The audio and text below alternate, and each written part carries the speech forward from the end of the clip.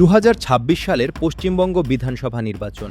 এটি কি স্রেফ একটি ভোট, নাকি ভারতের যুক্তরাষ্ট্রীয় কাঠামোর কফিনে শেষ পেরেক? যে বাংলাকে একসময় ভারতের সাংস্কৃতিক রাজধানী বলা হতো, সেই বাংলা কি আজ দিল্লির এক বিশেষ মডেলে রূপান্তরের পথে? পশ্চিমবঙ্গবাসী দেখছে এক নজিরবিহীন দৃশ্য।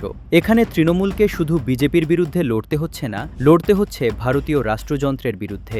নির্বাচন কমিশন, ইডি, সিবিআই থেকে শুরু করে লাখ লাখ কেন্দ্রীয় বাহিনী, সব যেন আজ এক সুতোয় গাথা। প্রশ্ন উঠছে, এই বলপূর্বক দখলদারিত্বের রাজনীতিতে শেষ পর্যন্ত ফলাফল কি হতে যাচ্ছে? নির্বাচনের সবচেয়ে বড় হাতিয়ার হিসেবে ব্যবহার করা হচ্ছে ভোটার তালিকাকে। স্পেশাল ইন্টেন্সিভ রিভিশন বা এসআইআর নামটি শুনতে প্রশাসনিক মনে হলেও এর গভীরে রয়েছে ভয়ঙ্কর এক রাজনৈতিক নকশা। প্রায় 90 লাখ মানুষের নাম তালিকা থেকে বাদ দেওয়া হয়েছে, যা মোট ভোটারের 12%। সবচেয়ে অবাক করা বিষয় হল, এই বাদ পড়া মানুষদের 65%ই মুসলিম। নন্দীগ্রাম বা ভবানীপুরের মতো গুরুত্বপূর্ণ এলাকায় মুসলিম ভোটারদের যেভাবে টার্গেট করা হয়েছে, তা কি কেবল কাকতালীয়? বিজেপি নেতারা প্রকাশ্যেই বলছেন 1 কোটি অনুপ্রবেশকারী সরাবেন, কিন্তু প্রশ্ন হল, আইনি ভিত্তি ছাড়াই ভোটার তালিকাকে কি আসলে এক গোপন এনআরসি বা নাগরিকপঞ্জিতে পরিণত করছে নির্বাচন কমিশন?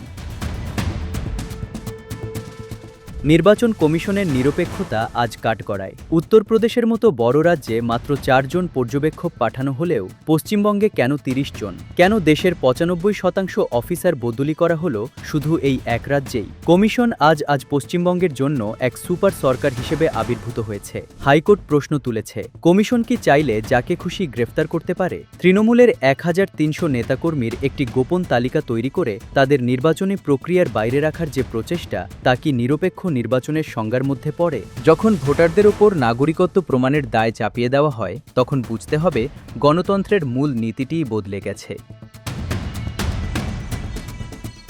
এবারের নির্বাচনে 2,40,000 কেন্দ্রীয় বাহিনী মোতায়েন করা হয়েছে। কোনো যুদ্ধক্ষেত্র নয়, বরং একটি রাজ্যের নির্বাচনকে ঘিরে এই সামরিক উপস্থিতি ভারতের ইতিহাসে বিরল। বিএসএফের আওতা 50 কিলোমিটার পর্যন্ত বাড়ানো হয়েছে, যার ফলে সীমান্ত এলাকার বিস্তীর্ণ অংশ আজ কার্যত দিল্লির শাসনে। ভয়ঙ্কর বিষয় হল অমিত শাহর ঘোষণা। তিনি প্রকাশ্য জনসভায় বলেছেন, নির্বাচনের ফল যাই হোক, কেন্দ্রীয় বাহিনী আরও 60 দিন রাজ্যে থাকবে। এর অর্থ কি?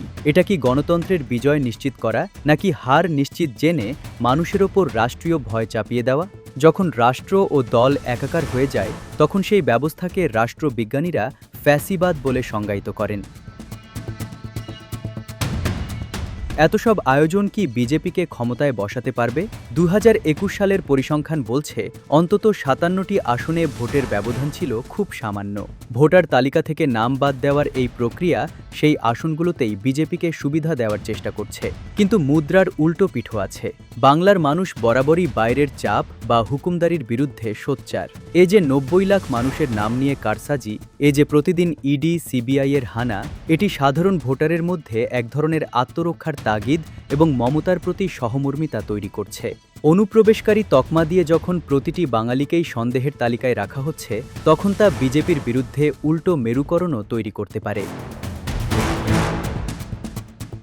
2026-এর এই যুদ্ধ কেবল তৃণমূল আর বিজেপির লড়াই নয়, এটি দিল্লির আগ্রাসনের বিরুদ্ধে বাংলার অস্তিত্ব রক্ষার লড়াই। রাষ্ট্রযন্ত্রের সর্বশক্তি নিয়োগ করেও কি বাংলার মানুষের মন জয় করা সম্ভব, নাকি পশ্চিমবঙ্গের এই মডেলই আগামীর ভারতের ভবিতব্য? জয় জারি হোক, এই নির্বাচনের ক্ষত ভারতীয় গণতন্ত্রকে অনেকদিন বয়ে বেড়াতে হবে।